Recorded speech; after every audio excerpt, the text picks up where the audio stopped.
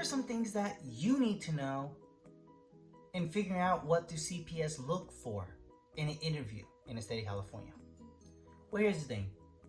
The general rule on what CPS should be looking for is to, during an interview session, is to see if there's any potential risk of harm, any danger, any safety threats to a child on why they were there in the first place, such as someone making a referral saying that your child is being abused, or such as a referral of domestic violence taking place where your child is present and your child is encountering all of this.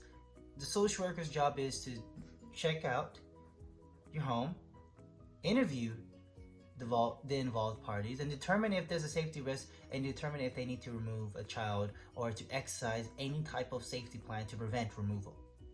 Fortunately, that's not necessarily the case on what they're looking for. That's what they should be looking for. But generally speaking, and oftentimes, social workers are human, and certain social workers have different motives in terms of what they're looking for. They may be just looking for any small little thing because they already made up the mind that they're going to remove, because they already came out there.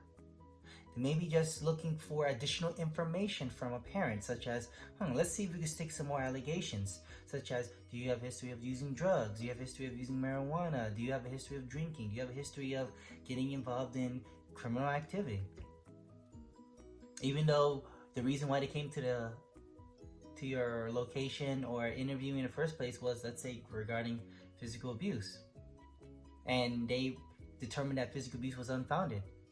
They may be trying to find something because they're already out there, because they have reason to believe that they should take the kid away or there's some harm, even though there's nothing really supporting it. It's really concerning on what CPS is looking for sometimes during an interview. So the best way to protect yourself is to contact the California CPS defense lawyer to give you a guide or a roadmap to see what you should say or you shouldn't say, or to see what you should do and what you should not do.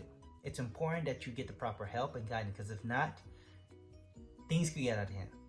At Shaw 3 Law Firm, we're here to help.